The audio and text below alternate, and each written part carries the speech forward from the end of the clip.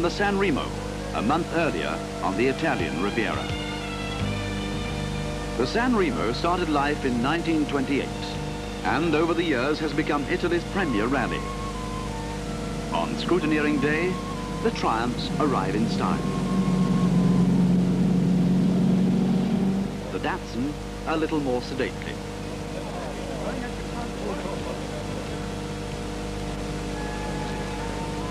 Rally plates and stickers are everywhere. Breezing in on the wind, an entry from the Federazione Auto Radish Torino.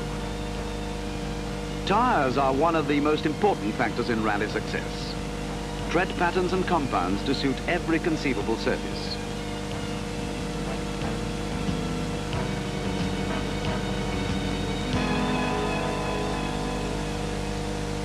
Rallies attract a large following. The sticker hunters. And those on the lookout for something else.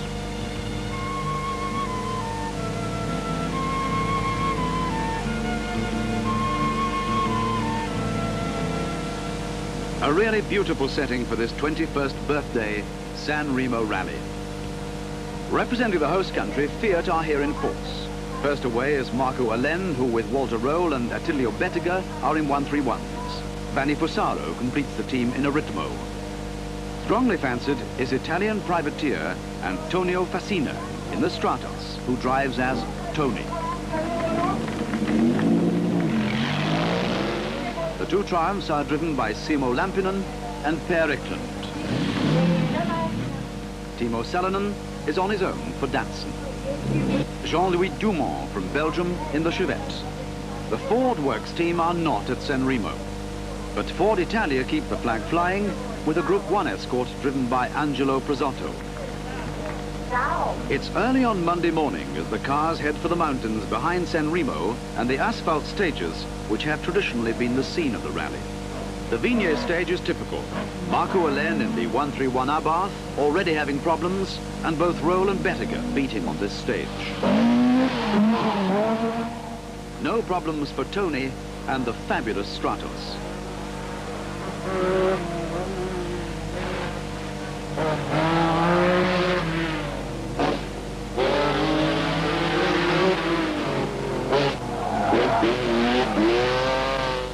Simo Lampinen in the TR7 V8.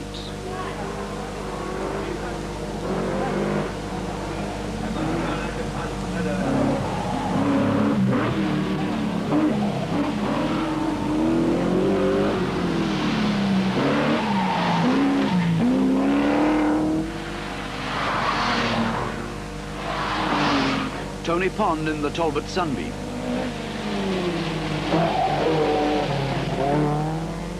Tabaton was fastest on the first stage, but on the next stage he ran out of road and wrecked the Stratos.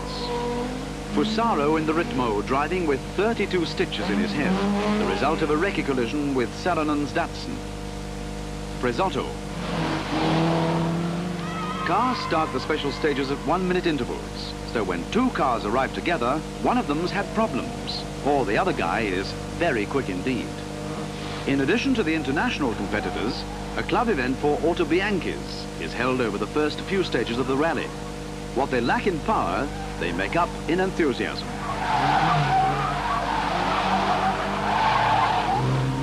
Now to Plodio, last test before the 4-hour drive east across Italy to the next group of stages. Rally or no rally, an Italian citizen exercises his rights, but he'd better get a move on.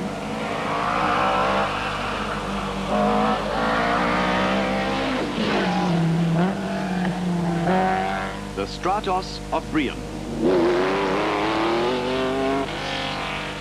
An added incentive to win the Autobianchi class is an entry in the RAC rally.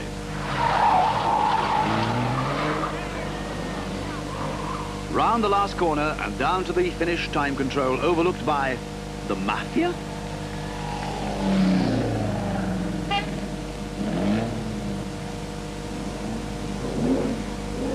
Onto the Autostrada, and 150 miles later, a welcome rest at the Il Ciocco service point.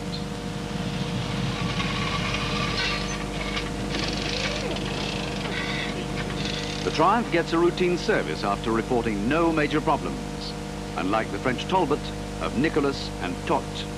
Not competing this year, renowned co-driver Henry Liddon finds out for us what the problems are.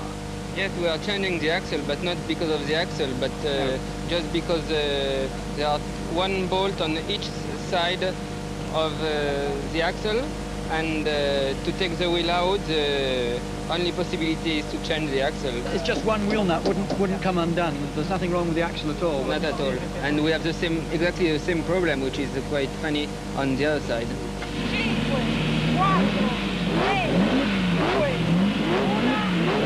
Tony, leading the rally, sets off into the night.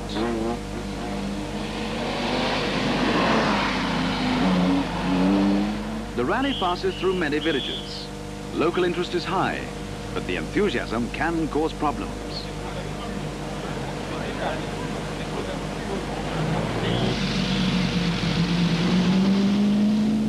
The local police table tennis champion appears to have things well in hand.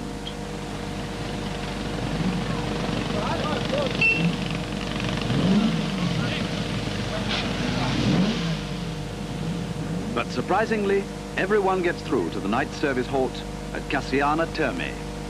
Henry Liddon asks Marco Allen what he feels so far. For me it's going very well, but it's only this rally is very, very long. Very long, yes, it's very long. But now you're going to start the gravel stages. Yes. But this gravel is also very, very bad. Very like bad. in Greece or some states in like Africa, and all the time you go very, very slowly. As Marcus says, this is a long rally. The organizers have extended the rally through Tuscany to the Adriatic coast in order to include tough gravel stages. Angelo Prezotto and Max Schedoni have got their surprisingly fast Group 1 escort up among the leaders at La Selva. Pond puts a little life into his sunbeam. Eklund has the TR flying and is third fastest on this stage.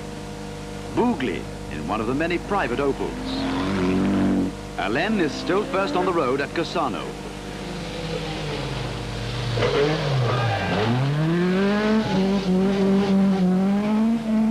But Tony is leading overall.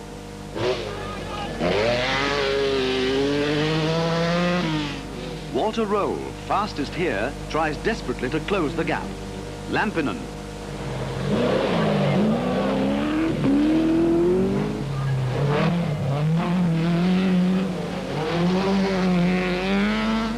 The dust makes everybody thirsty.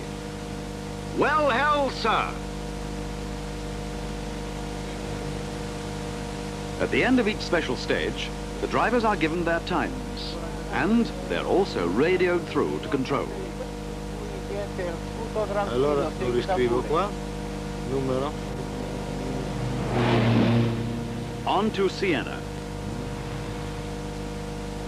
Briand in the Stratus carves through the traffic.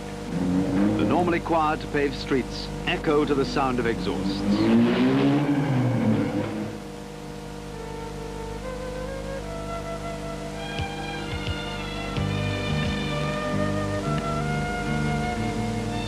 The square at Siena, scene of the world-famous horse race, provides a beautiful setting for Tuesday's lunch halt. Today, a far different kind of horsepower is on view.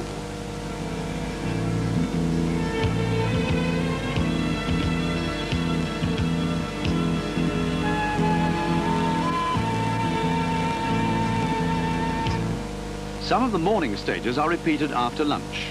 This is La Selva again.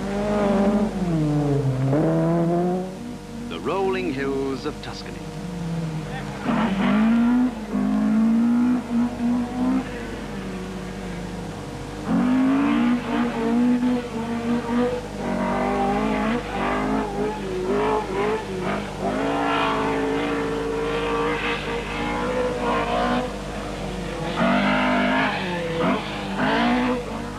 Tony and the Stratos kick up the dust.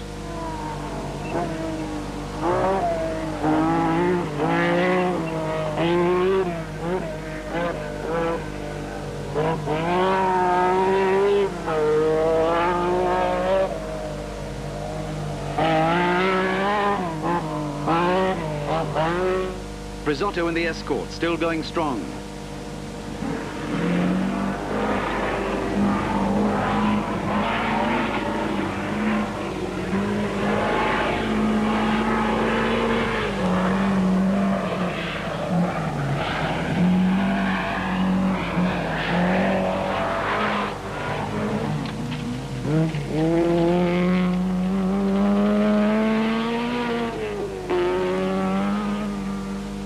From here, the rally winds its way to an overnight halt at the tiny mountaintop republic of San Marino, the smallest in the world. Val d'Ativa, the first stage on Wednesday's loop around San Marino. Walter Roehrl in the leading Fiat.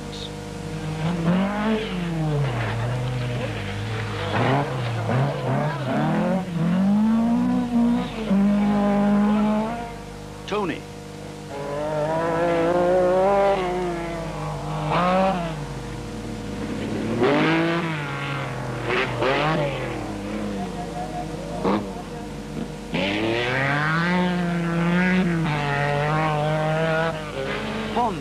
In the surviving Sunbeam. Nicholas must have run out of axles.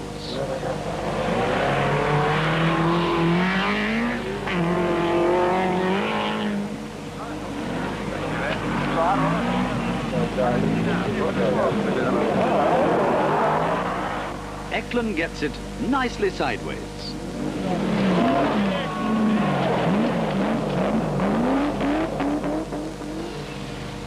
Dumont a little closer to the bank. And Nico opens an account with it. Everyone agreed that the gravel stages on the San Marino loop were the best on the rally.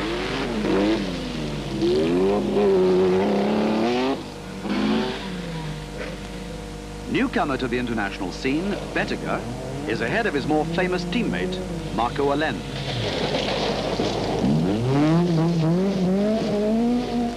Risotto, neat and tidy. Eklund, with enormous power under his right foot, controls it well.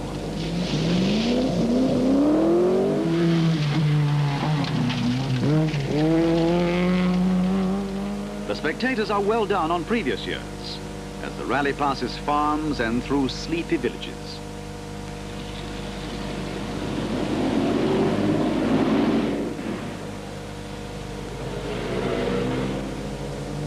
Fiat are about to play their joker. They have ways of dealing with the opposition. Walter Roehrl now appears to be leading. Yes. But there is some confusion on the results. Yes. It's we calculate by ourselves. Yes, yes. Tony should lead 50 seconds before me. Yes. That's but the organizers say that you're in front by 1 minute. yes, that's right. But the organizers were wrong, and Tony sets off leading the rally by a minute.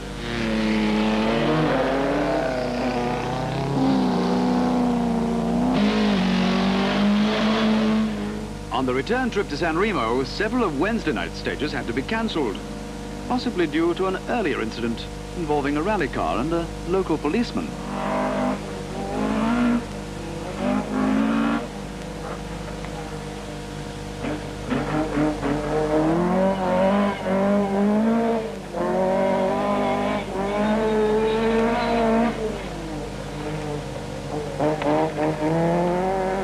Thursday morning, Tony back on tarmac again at Screvion in the hills behind San Remo.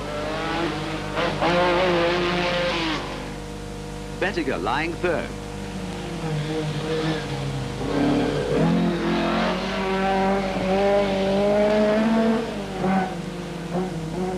Still surprising everyone with this performance, Risotto's fourth.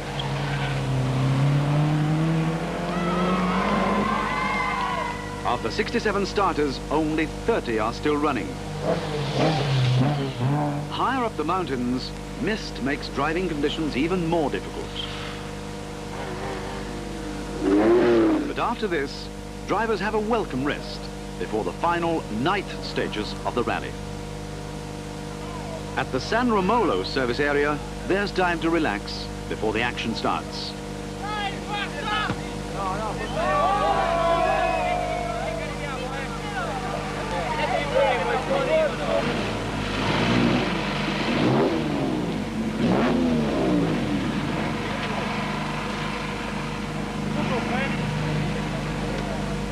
Tony appears confident. Car is good. The car is good and high is good. Tony Pond, secure in his 4th place.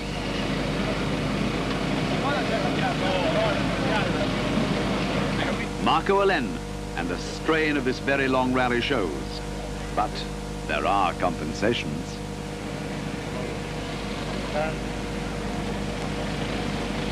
Risotto's co-driver Max, as carefree as ever. Many problems.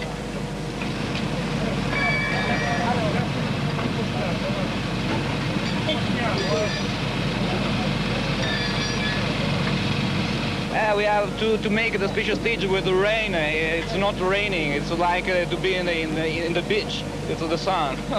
So we have lost some times, but there are no problem. Now it's all downhill back to SanRemo for the finish.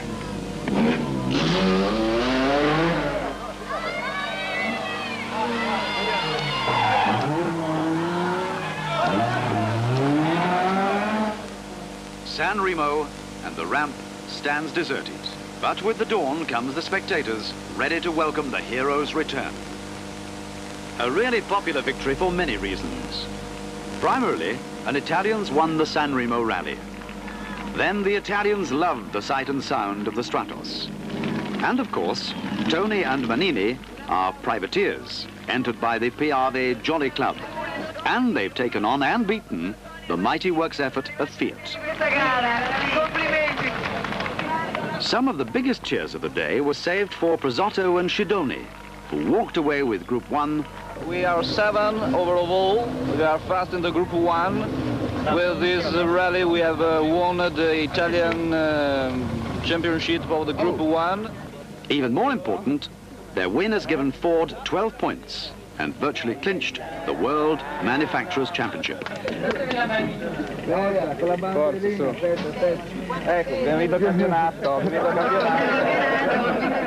A time for celebration. Dai Max, dai! Lava Max, lava la prima donna. Sì, ma se venivano fuori i motivi. Signore Ungari! Oh, così. Del Castro!